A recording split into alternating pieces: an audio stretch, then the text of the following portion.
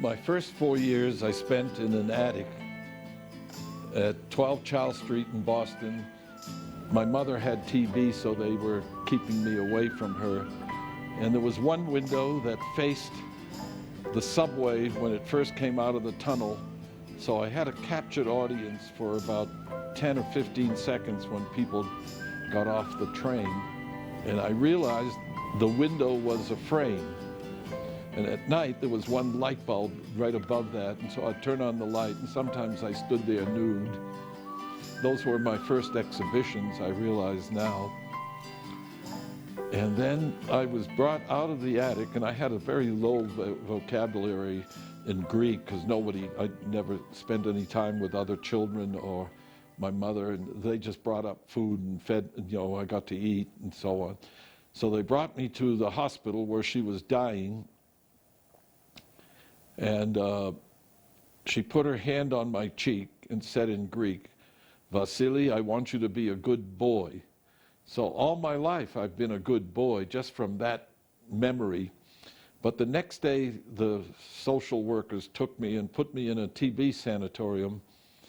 And because I spoke no English, but very little Greek, they asked me to come with them, and I just stood there. So I couldn't communicate. I didn't know what they were saying, so they decided I was some kind of deaf mute. So I never went to school.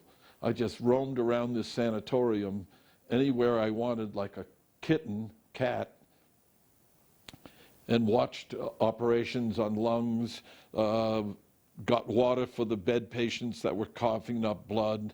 They're the ones that taught me to read. And I started to speak English. And I was there for 8 years, and I didn't have any toys. When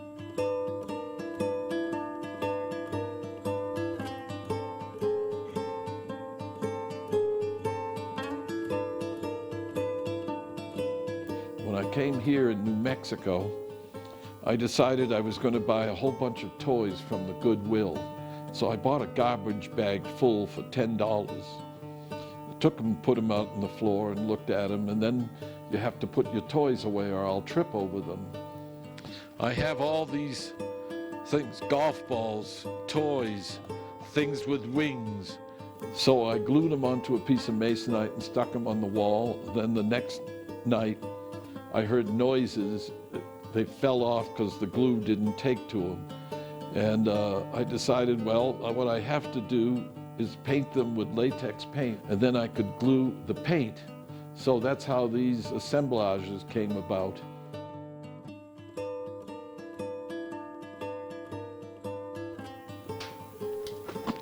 A dinosaur, that's a shape to me. This guy here, another shape.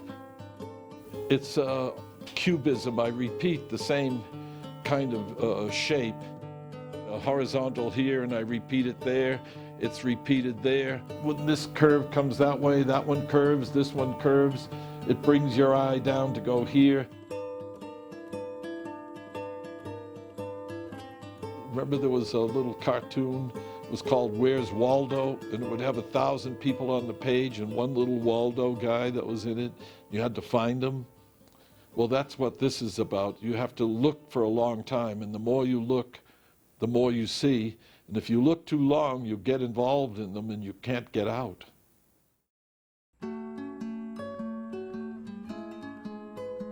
I like change. Every time I do one of these, I've never felt like I've ever repeated myself. Each thing is different. And what I like about them is they make people laugh, which never happened when I was so-called serious artist with my paintings. When I graduated from Massachusetts School of Art in Boston, I got an exhibition, and there was a man named Bernard Chayette that was the head of Yale, and so my Friday night opening was the same night he had his opening across the street. And he came over and looked at my work and said, if you want to apply to Yale, you don't have to send in a portfolio. You're already accepted by me, and I'm in charge.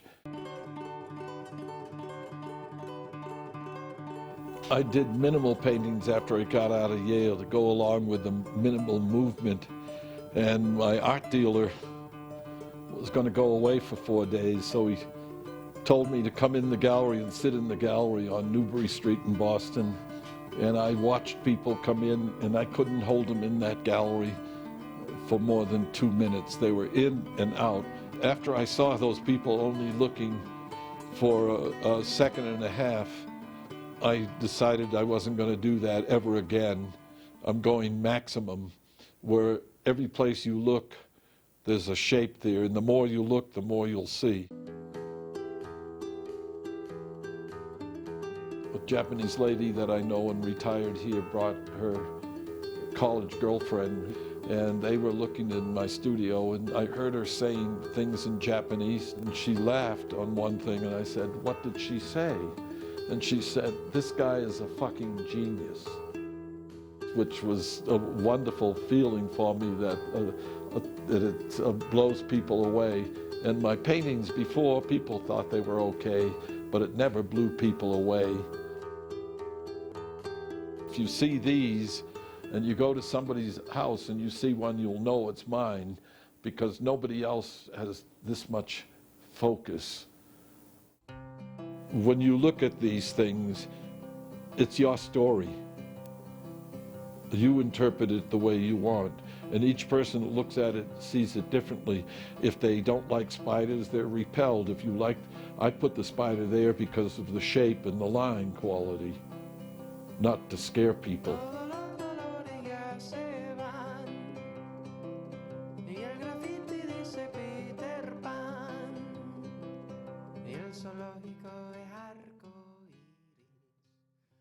I'm a happy chappy all the time. I can't walk, I can't run, I can't dance, I can't hike. I just stay here and work, maybe 15 hours a day.